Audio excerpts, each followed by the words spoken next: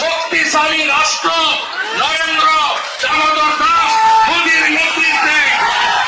মির্জা ফখরুল কইছে না পশ্চিমা শক্তি বিএনপি ক্ষমতা দেখতে চায়, মনে আছে না? আবার শোনেন। বিএনপিকে দেখতে চায় এখন আন্তর্জাতিক বিশ্ব এবং বাংলাদেশের মানুষ।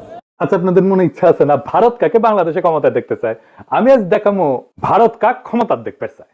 কোন ষড়যন্ত্র তত্ত্ব না, একেবারে ফ্যাক্ট দিয়ে দেখামো ইন্ডিয়া কাক ক্ষমতা দেখতে চায়। তাহলে আমগারে কোনটি দেখা লাগবি? যে দেখা লাগবি ইন্ডিয়া মিডিয়ায়, ইন্ডিয়ান বুদ্ধিজীবীদের কথায়, ইন্ডিয়ান পলিটিশিয়ানদের কথায়, তাদের ডিপ্লোম্যাটিক ভাষায়, আর দেখা লাগবি আন্তর্জাতিক থিঙ্ক ট্যাঙ্কের নিরপেক্ষ বক্তব্যে।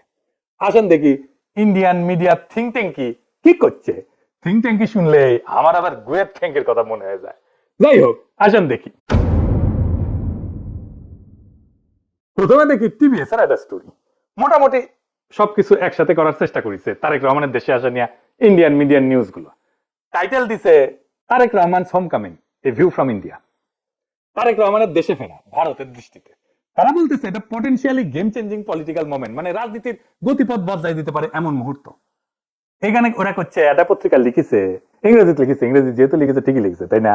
এটা বাংলা করলে বোঝা যায়। সাম্প্রতিক কিছু ইঙ্গিত থেকে বোঝা যাচ্ছে যে বিএনপি এবং ভারতের মধ্যে সতর্কভাবে সম্পর্ক পুনর্গঠনের একটা সম্ভাবনা তৈরি হয়েছে, যা দুইটা সাম্প্রতিক ঘটনার উপরে ভিত্তি করিয়া। প্রথমত উল্লেখ করা হয়েছে যে ডিসেম্বরের শুরুতে ভারতের প্রধানমন্ত্রী নরেন্দ্র মোদী খালেদা জিয়ার অবনতিশীল স্বাস্থ্যের বিষয়ে উদ্বেগ প্রকাশ করেন এবং সব ধরনের সহায়তা দেওয়ার প্রস্তাব দেন। এর জবাবে বিএনপি দ্রুতই প্রকাশ্যে এই উদ্যোগকে স্বাগত জানায় এবং মোদীর প্রতি তাদের আন্তরিক কৃতজ্ঞতা প্রকাশ করে। পর্যবেক্ষকদের মতে এই বিনিময়কে দুই পক্ষের সম্পর্ক উষ্ণ হওয়ার একটা ছোট হইলেও তাৎপর্যপূর্ণ সংকেত হিসাবে দেখা হচ্ছে। ভারতীয় কর্মকর্তারা হয়তো রহমানের মানে তারেক রহমানের নেতৃত্বাধীন বিএনপিকে বাংলাদেশের জন্য আরো প্রেডিক্টেবল, উদারপন্থী এবং গণতান্ত্রিক বিকল্প হিসাবে দেখতে পারেন। এইবার আমরা সুবীর ভৌমিকের বক্তব্যটা দেখে আসি। হ্যাঁ, ভারত বাংলাদেশে কোন সরকার চাইবে? খুব সোজা উত্তর আমি তোমায় দিয়ে দিচ্ছি। Awami League is not in election, next best option is BNP, obviously not জামাত।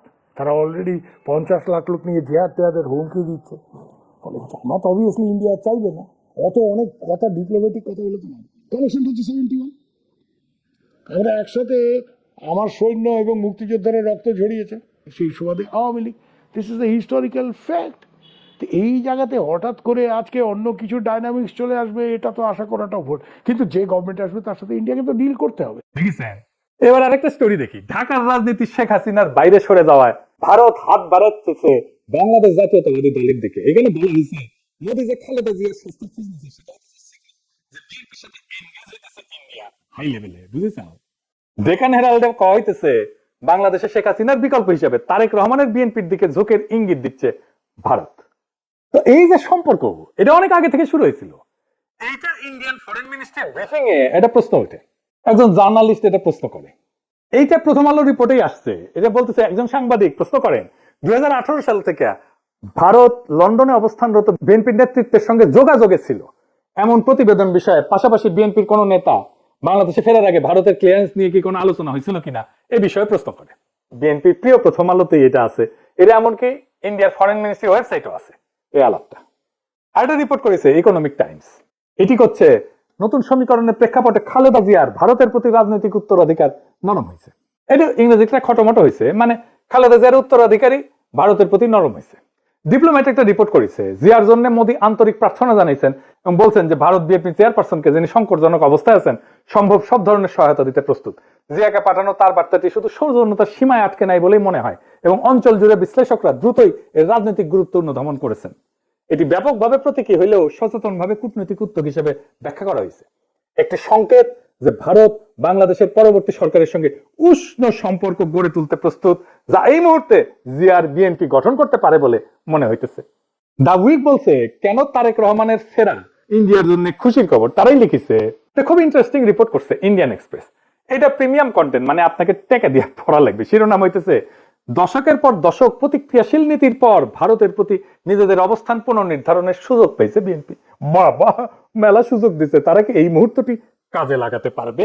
একদম শেষে বলছে ভবিষ্যতে যদি ফেব্রুয়ারি নির্বাচনে বিএনপি জয় হয় তাহলে ভারতের যে বিএনপির সঙ্গে তখন কাজ করতে হইতে পারে সেই বিএনপি নিঃসন্দেহে আগের চেয়ে ভিন্ন হবে, নিঃসন্দেহে আগের চেয়ে ভিন্ন হবে এবং সম্ভবত সহযোগিতার ক্ষেত্রেও আরো বেশি অনুকূল এবং গ্রহণযোগ্য হবে।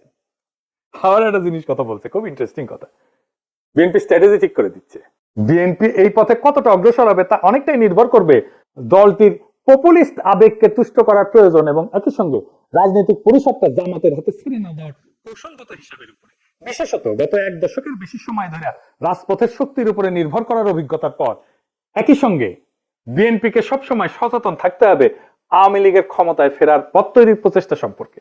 শেষ পর্যন্ত ইতিহাস বলে দেয়, যদি বিএনপি 15 বছর ধরে প্রায় গোপন অবস্থায় থেকে নেতৃত্বের একটা বড় অংশ নির্বাসনে বা গৃহবন্দী থাকা সত্ত্বেও আবার জাতীয় রাজনীতির কেন্দ্র মঞ্চে ফিরে আসতে পারে, তবে আওয়ামী লীগও ঠিক তেমনটাই করতে সক্ষম। মানে বলে দিতেছে, মনে রেখো আওয়ামী লীগ আবার ফিরে আসতে পারে। বাংলাদেশের রাজনীতিতে আওয়ামী লীগকে সমঝে ছিল। এবার দেখি ইন্ডিয়ানদের বিদেশি পোর্টালে কি বলছে বিএনপি নিয়ে।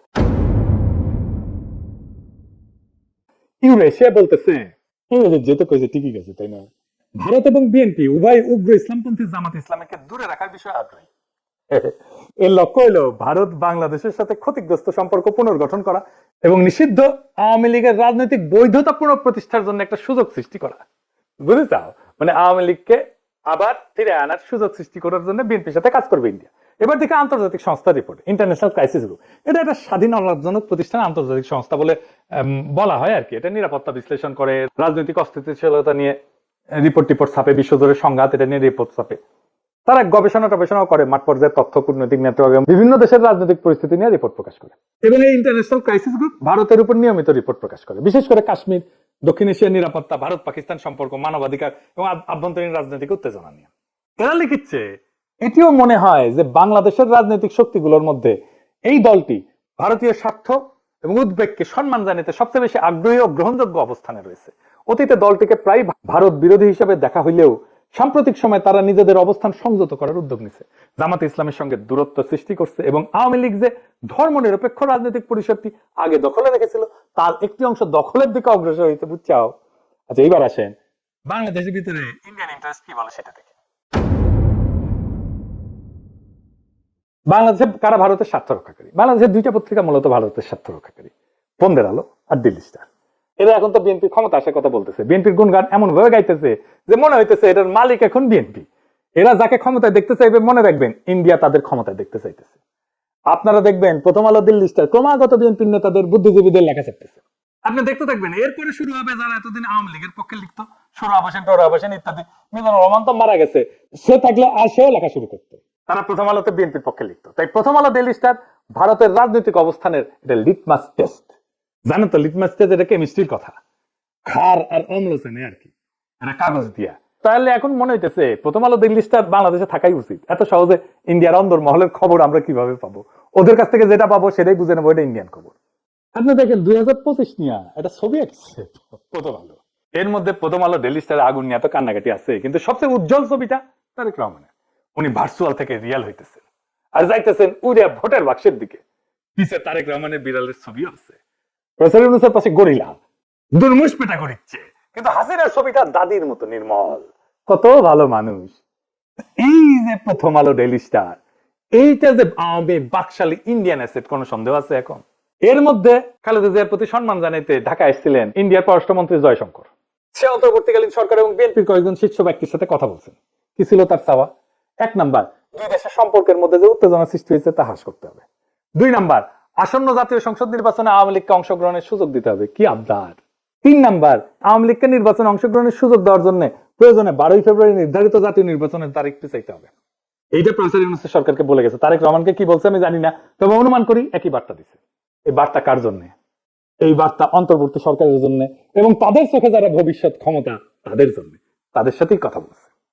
এখন একটা জিনিস পরিষ্কার করে বলা দরকার, বিএনপি এখানে কোনো স্টুডেন্ট ফোর্স না ইন্ডিয়ার। তাকে যে পছন্দ করা হইতেছে তা কিন্তু না। বিএনপি এখানে কম্প্রোমাইজড একটা, তার মানে এমন একটা শক্তিতে সে রূপান্তরিত হয়েছে যারা আসলে ভারতের সাথে একটা কম্প্রোমাইজ করছে।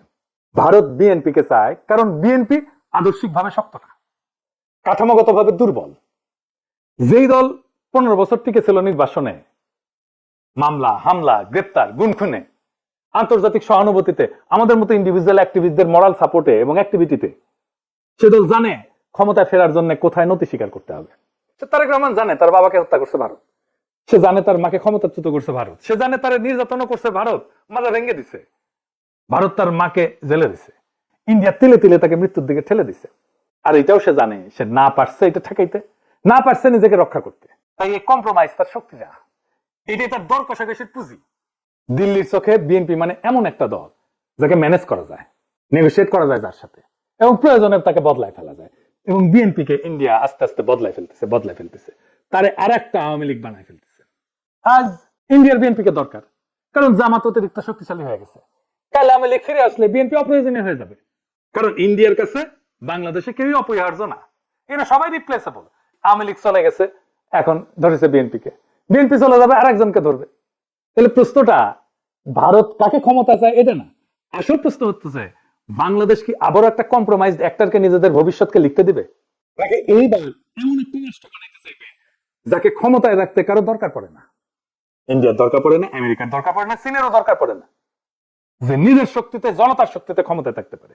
যতদিন এই প্রশ্নের উত্তর না আসবে বাংলাদেশের সরকার বদলাবে কিন্তু রাষ্ট্র বদলাবে না, রাষ্ট্র একই রকম থাকবে। সেজন্যই দেখছেন না সংস্কার করতে চায় না বিএনপি, কারণ কম্প্রোমাইজ ডাক্তার দিয়ে কখনোই একটা সার্বভৌম রাষ্ট্র তৈরি হয় না, করা যায় না।